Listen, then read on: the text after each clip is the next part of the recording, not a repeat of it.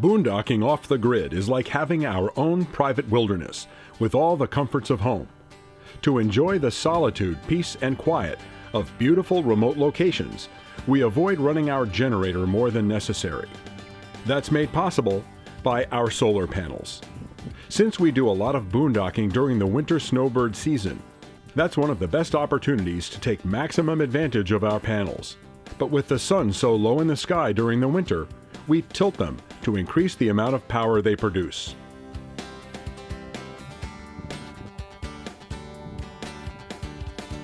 So how much difference does tilting make, and is it worth climbing up on the roof and the extra expense of a tilt kit? Let's find out by first making sure our panels are facing the right way. We aim the RV due east, so our panels flip up, facing due south. Remember to set your compass to true north, not magnetic north.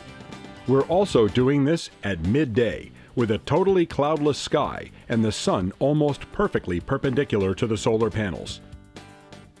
Starting with all three panels down and the output on our solar controller showing in the lower left corner, we can see that we're putting out about 16.9 amps. Let's lift one panel at a time to see how much difference it makes.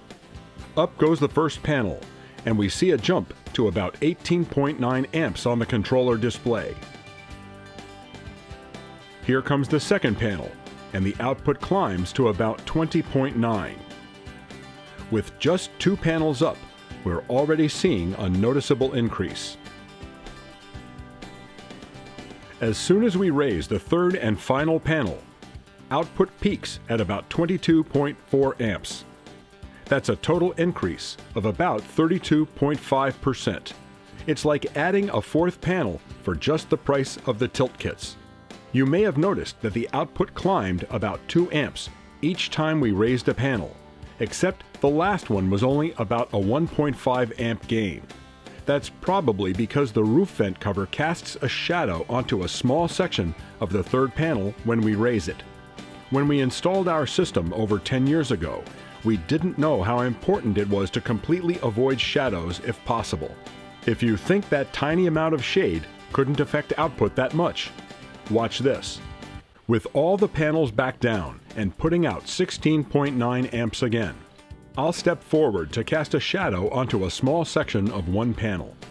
Blocking that little bit of sun cost us 5 amps. That's 30% of our output. They really can be that sensitive. Besides facing due south and tilting, the other thing we can do to maximize output is to keep the panels clean.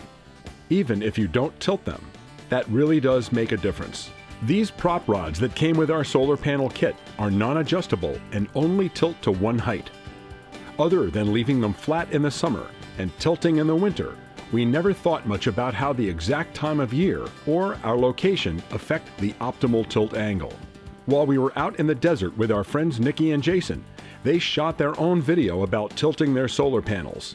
The post that goes with it provides lots more information about the topic. Check out all of their great solar panel content at gonewiththewinds.com/solar.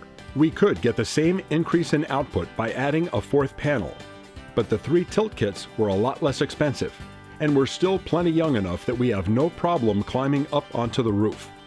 And we like getting the most out of our equipment, so we'd probably tilt them no matter how many panels we had. One of the most common questions we get about solar is whether or not it produces enough power to pay for itself. For us, our primary interest in solar isn't financial, but rather quality of life. The fact that it may never pay for itself isn't that important to us.